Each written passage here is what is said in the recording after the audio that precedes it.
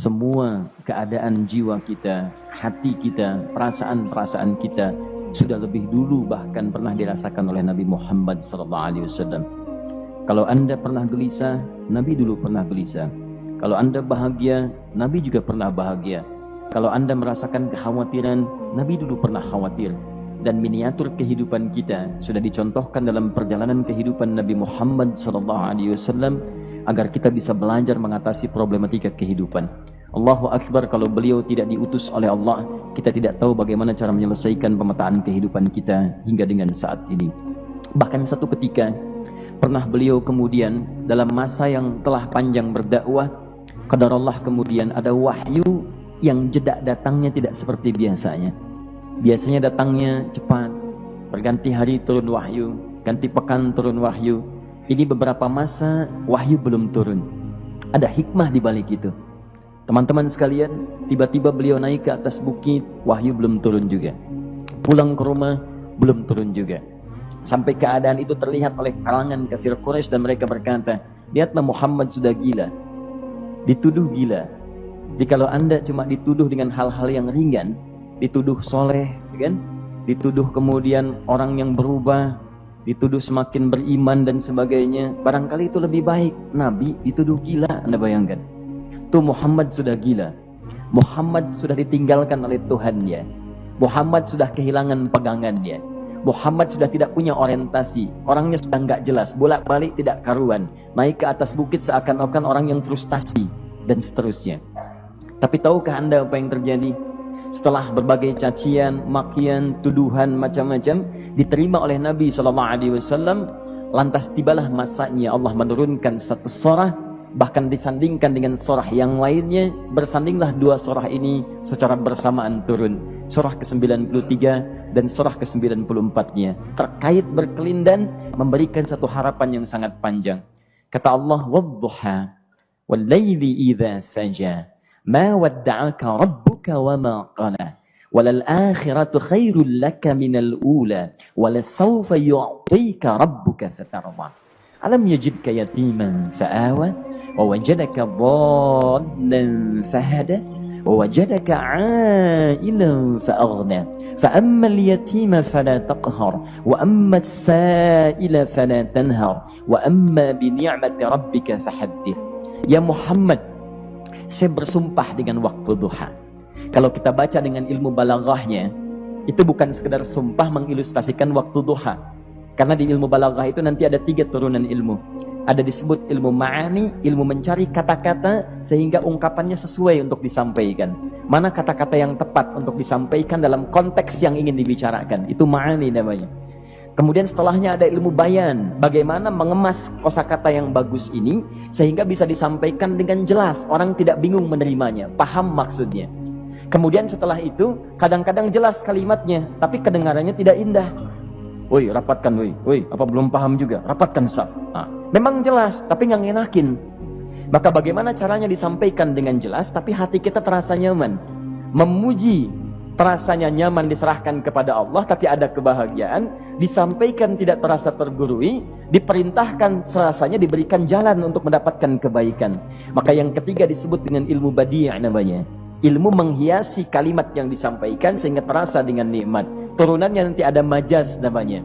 Mengambil sebuah kalimatnya untuk diposisikan pada kalimat yang nyaman disebut dengan kinayah turunannya. Maka teman-teman, kata Allah, wadduha, diterjemahkan demi waktu duha, bukan sekedar waktu duha, karena duha itu ada cahaya yang indah, dirasakannya enak. Antum keluar waktu duha kan enak tuh, berjemur, kata orang Sunda moyan gitu kan, datang, bahkan sampai dianalisis ada vitamin D-nya bisa terasakan ya. Kemudian setelah itu ada kenikmatan, enak suasananya, seakan-akan dunia milik sendiri, yang lain numpang. Wah, nyaman keluar itu. Baik, jadi wadduha itu ingin bersumpah mengilustrasikan waktu kenyamanan yang pernah dilalui.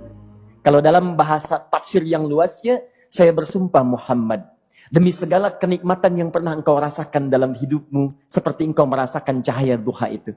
Engkau pernah senang, saya bersumpah dengan kesenanganmu. Engkau pernah tenang, saya bersumpah dengan ketenanganmu.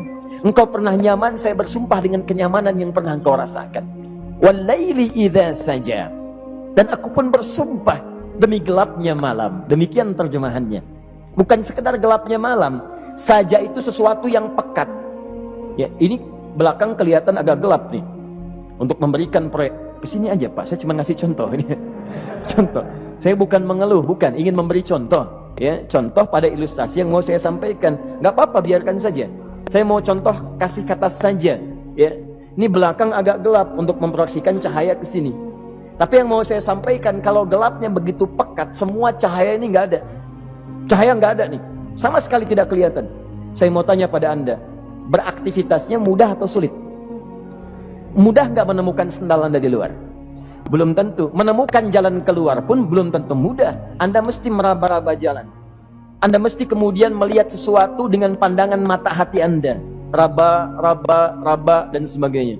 Sampai menemukan jalan, itu pun belum tentu benar. Itulah yang disebut dengan gelapnya malam saja pekat.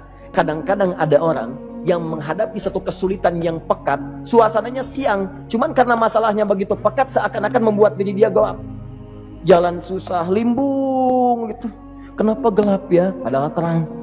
Karena masalah menggelimuti dirinya, seakan-akan dia diselimuti masalah yang gelap. Bimbang dia, makan gak enak, minum gak nyaman, dan seterusnya.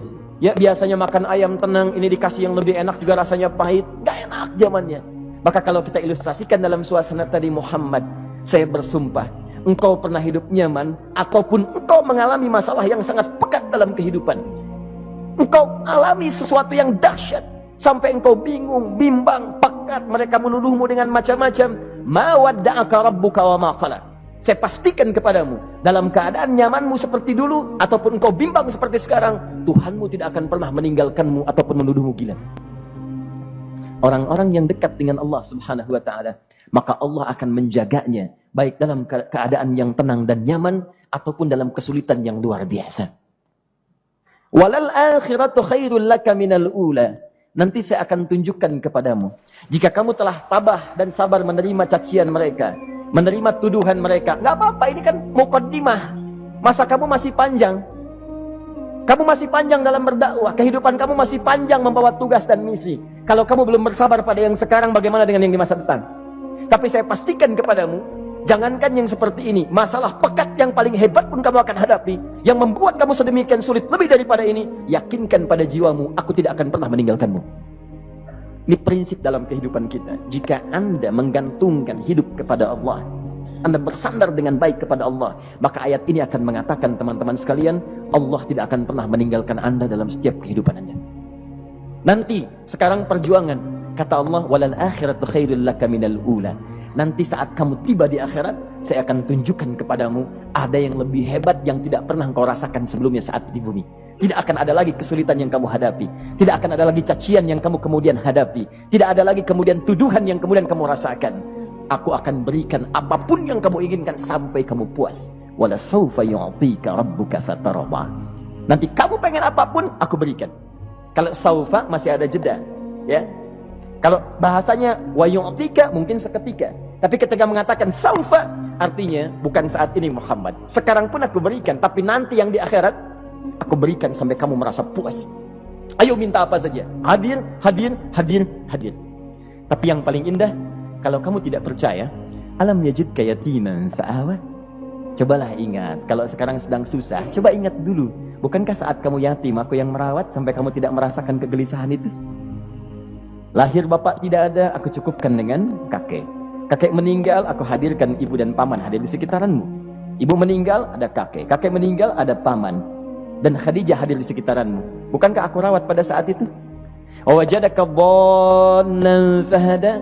Kamu sedang bingung, sedang susah, bukankah sering aku berikan petunjuk kepadamu? Wajadaka ailan fa'aghna. Kamu merasakan kesulitan, lahir dalam keadaan yatim, tidak ada pendukung, maka aku jadikan kaya. Bukankah saat kamu menikah dengan Khadijah, aku tambahkan lagi pendukung untuk misi dakwahmu? Ini pesan dalam Al-Quran. Kalau Anda sedang merasa susah, kalau ingin menenangkan diri, ingat-ingat yang baik-baik yang dulu. Kalau Anda sedang jatuh dalam bisnis, ingat-ingat saat Anda meningkat dalam bisnis Anda. Allah tidak pernah tinggalkan Anda. Mungkin ini ujian untuk membuat Anda lebih hebat lagi di masa depan. Kalau Anda tidak tahan bantingan yang sekarang, bagaimana Anda bisa mengatasi pelintiran yang akan datang? Karena dalam kehidupan bukan cuma dibanting. Anda mungkin mengalami penyingkiran, penyungkuran, lipatan, guntingan, bantingan, macam-macam. Jikalau satu gaya belum bisa Anda atasi, bagaimana Anda bisa berharap mendapatkan turunan yang lainnya? Selalu ingat bahwa jika hidup Anda ingin tampil gaya, Anda harus merasakan tekanan dalam kehidupan. Karena F selalu berbanding lurus dengan P, hukum Pascalnya. Gaya berbanding lurus dengan tekanan. Orang yang ingin tampil gaya dalam kehidupan, maka dia mesti siap menghadapi tantangan-tantangan hidup yang diatasi. Turun ayat sampai ujungnya. Jikalau kamu sudah begini lagi, jangan pernah kamu bentak orang lain. Jangan pernah merendahkan orang lain. Karena Allah pun menjaga setiap hamba sepanjang ia mendekat kepadamu. Setelah itulah turun kemudian surah Al-Insyirah. Alam nashrah lakas sadrak. Antum kenal Nabi Musa?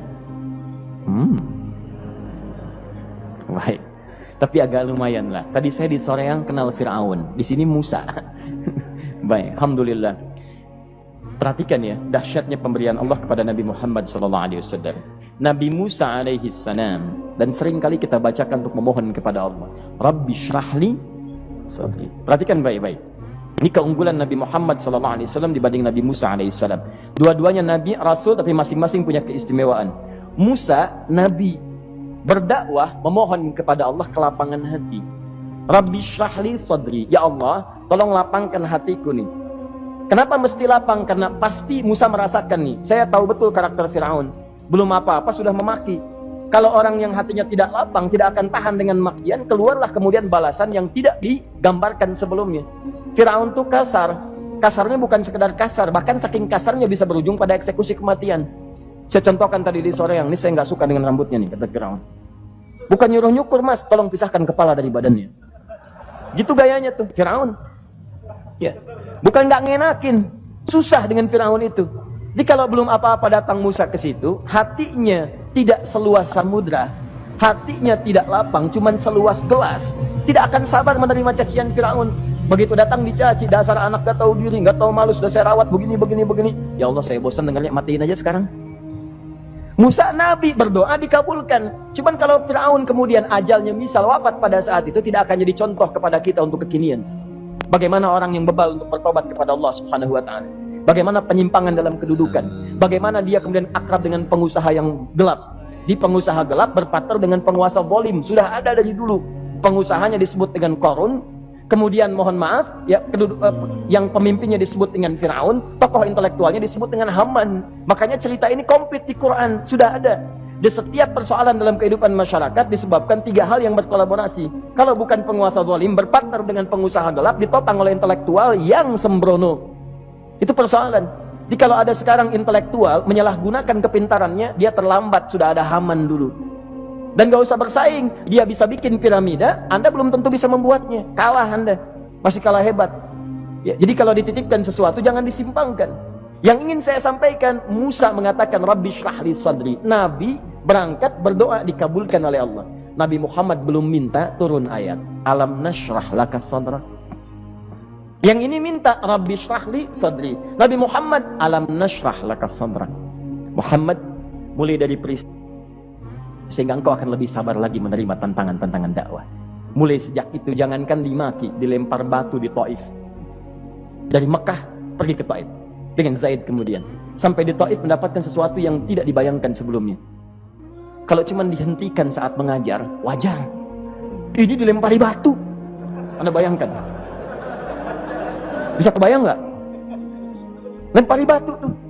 Lempar, dilempar. Zaid jadi tameng, berdarah-darah, kemudian mundur. Mundur, beristirahat di bawah tepian pohon. Begitu beristirahat, datang malaikat penjaga dua gunung. Turun malaikat dengan kesal mengatakan, Ya Rasulullah, mud yadaika ilas sana. Ya Rasulullah, angkat tanganmu ke langit, minta kepada Allah, aku angkat dua bukit di Taif, aku himpit keduanya mereka. Aku himpit penduduk Taif dengan dua bukit itu. Apa jawab Nabi? Karena sudah mendapatkan kelapangan, ketenangan, belajar dari peristiwa-peristiwa tadi, indah jawabannya. Lah, katanya, tolong jangan lakukan. Innahum qaumun la ya'lamun. Mereka belum paham saja. Mereka belum mengerti. Tolong jangan lakukan. Aku bermohon kepada Allah. Boleh jadi nanti di masa depan akan ada hamba-hamba terbaik yang lahir dari bumi Taif ini. Kemudian beliau berkata, Rabbi, ina man takilluni, a'ila qaribin yu'limuni, am ila ba'idin yu'dhini, fa'ana radin ma lam taghdab ilayya. Ya Allah, Kemana lagi engkau akan utus aku untuk berdakwah setelah peristiwa ini? Apakah tempatnya lebih dekat aku jangkau sekarang, tapi di situ aku akan disakiti lagi? Ataukah jaraknya masih jauh, tapi di tempat itu aku akan dizalimi lagi? Aku ridha ya Allah dengan itu semua, asalkan engkau tidak marah kepadaku. Asalkan engkau tidak marah kepadaku. La haula wala quwata illa billahil aliyil azim. Begitu kelapangan itu muncul, ridha dengan ketetapan dan siap, tabah, kuat, hadir dalam jiwanya. Tiba-tiba turun undangan, tunaikan Isra dan Mi'raj. Diangkat statusnya, naik mendekat kepada Allah Subhanahu wa taala. Dihilangkan bebannya, wa wada'na anka wizrak alladzi anqadha dhahrak. Itu hikmah, teman-teman. Barangkali kalau antum saat ini datang ke masjid ini untuk kajian, sedang bawa beban, ada kesulitan, penuh dengan macam-macam, barangkali dibacakan surat Ad-Duha tadi untuk memberikan harapan kepada Anda. Ini bukan PHP, karena ini bukan masalah urusan manusia. Ini adalah janji yang tidak akan pernah diingkari. Innallaha la yukhliful mi'ad. Kata Allah, Anda punya masalah. Ingat suasana tenang pada masa lalu. Bukankah saya memberikan ketenangan kepadamu? Mendekat kepada saya, Anda bersabar, yakinkan bahwa ujian yang saya berikan saat ini sesungguhnya untuk membuat kamu lebih hebat di masa depan. Karena orang hebat tidak akan pernah sepi dari ujian untuk membuat dia lebih kuat menghadapi tantangan dalam kehidupan.